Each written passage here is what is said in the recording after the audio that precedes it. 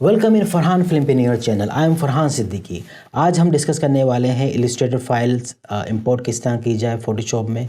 इसी तरीके से आप सेम प्रोसीजर यूज़ करते हुए फ़ोटोशॉप फाइल भी इंपोर्ट कर सकते हैं, लेकिन इलस्ट्रेटर फाइल थोड़ा ट्रिकी होता है, इसलिए मैं इलस्ट्रेटर को डिस्कस करता हूँ। तो चले आ जाइए।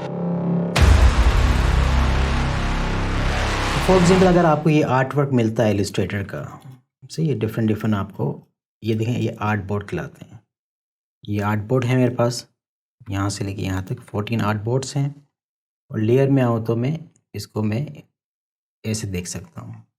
लेकिन अगर मैं इसको अभी इंपोर्ट करूँगा आफ्टर इफेक्ट में, तो इंपोर्ट इस तरीके से नहीं होगा। तो सबसे पहले आपको क्या करना पड़ेगा, आप आएंगे फाइल में, सेव एज, और इसको अब मैं यहाँ फोल्डर बना देता हूँ, एग्जाम्पल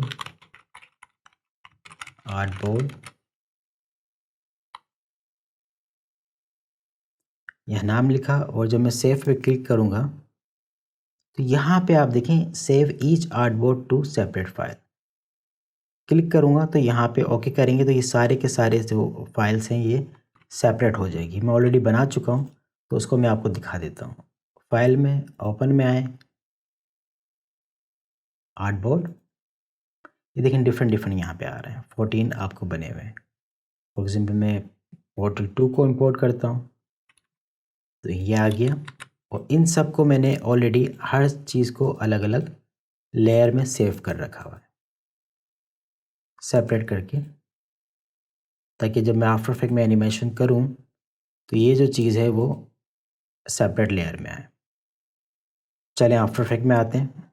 यहाँ पे मैं क्लिक किया, for example portal 1, import as footage, तो एक फ़ाइल दिखाएगा, हमको नहीं चाहिए फ़ाइल, हमको चाहिए कि सारी अलग लेयर्स आएँ और जो फाइल साइज़ मैंने वहाँ बनाया हुआ है उसी फाइल साइज़ में है, तो रिटेन लेयर साइज़, ओके किया, देन इंपोर्ट।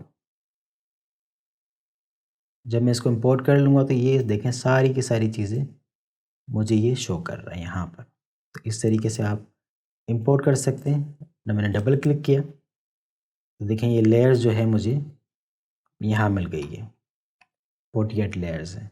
तो इन सब को आप एनिमेट कर सकते हैं अपने हिसाब से। देखें स्मॉल,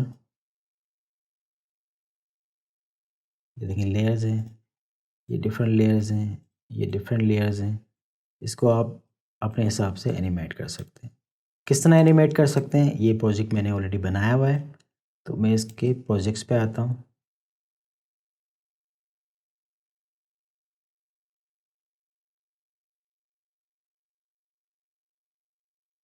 देखिए ये प्रोजेक्ट सेफ है ऑलरेडी।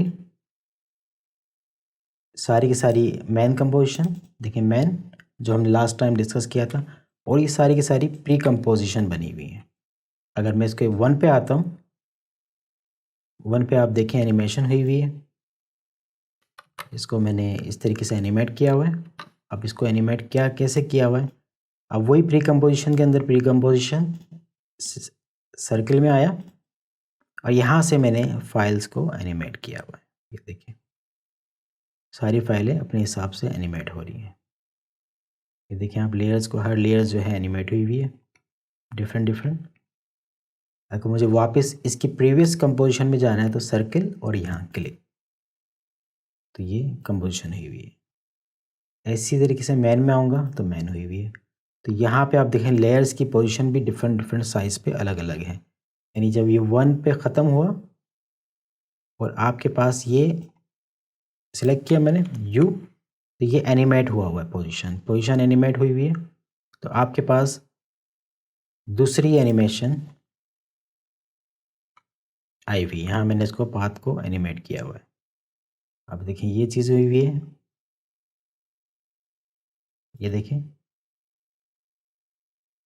इसके अंदर में आया, तो इसी तरीके से मैंने इसको एनिमेट किया हुआ है पोजीशन को, ये देखें, ताकि आपको समझ में आ जाए मैं ये क्या करने वाला हूँ। दोबारा मैन कंपोजिशन, इसी तरीके से P3, तो जो हमने वहाँ पे पोर्टल 3 में बनाई हुई थी फाइल्स,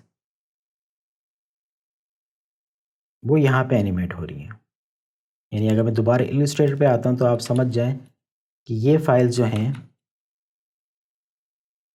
जितनी भी फाइल्स हैं, इसको मैंने सेव एज करके आर्टबोर्ड पे सेव किया और इसको सिलेक्ट करके मैंने अलग अलग लेयर्स में इसको डिवाइड कर दिया ताकि जब वहाँ पे आऊँ तो ये डिफरेंट हो। यानी ओपन किया मैंने लाइक पोर्टल 8, इसी तरीके से देखें ये सिलेक्ट अलग है, ये अलग हैं, ये अलग हैं, ये अलग लेयर पे, ये अलग लेयर पे, और इसको आफ्टर इफेक्ट में मैंने एनिमेट किया हुआ है। यानी इसको आप इन्फोग्राफिक्स भी कह सकते हैं।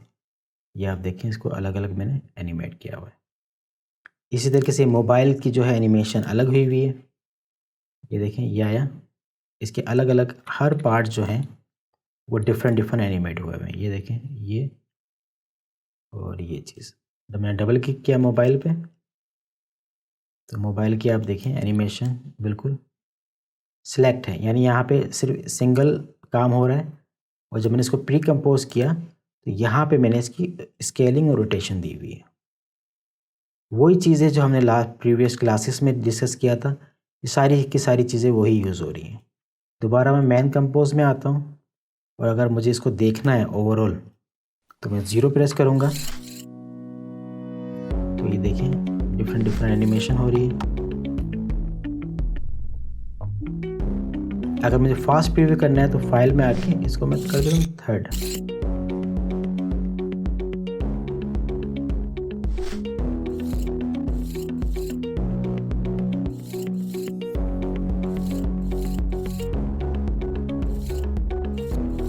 देखिए इलस्ट्रेटर फाइल आप इस तरीके से एनिमेट कर सकते हैं। सब प्री कंपोजिशन का काम है, सब अलग अलग फाइलें। अगर मैं प्री कंपोज नहीं करता तो यहाँ हज़ारों फाइलें मैनेज करना मुश्किल हो जाता। तो हर प्री कंपोज में 40, 50, 60 फाइल्स या लेयर्स अंदर हैं। इसी तरीके से आप इसको बंद कर सकते हैं। क्लिक किया मैंने, ये देखें ये लेयर्स है, उसके अंदर प्री कंपोज है, इसके अंदर देखें कितनी फाइल्स मैंने इंपोर्ट की हुई है। ये देखें ये आ रहा है, फिर ये आ रहा है, इसी तरीके से आगे, और इन सब की मेन फाइल यहाँ पे है। तो इस तरीके से आप जो है इंपोर्ट कर सकते हैं इलस्ट्रेटर की फ़ाइल को, और फोटोशॉप की फ़ाइल बहुत बड़ी इजी है। इलस्ट्रेटर की फ़ाइल जो है वो बड़ी थोड़ी टिपिकल थी आर्टबोर्ड की वजह से, तो इसको हमने डिस्कस किया। तो कैसे लगी आज की क्लास आपको? मैंने थोड़ा सा प्रोजेक्ट भी दिखाया कि किस तरीके से हम प्री कंपोज यूज़ कर सकते हैं, और हमने जो की फ्रेमिंग वगैरह पहले यूज़ की हुई थी उसको हमने देखा, ग्राफ वगैरह सारी चीज़ें इसके अंदर यूज़ हुई हुई हैं। तो ये इसी जो मैंने अभी तक पढ़ा है, तो अगर आप उसको इसमें मास्टर हो जाते हैं तो इस किस्म की इन्फोग्राफिक्स वगैरह आप बड़ी इजीली कर सकते हैं। तो मिलते हैं फिर नेक्स्ट क्लास में।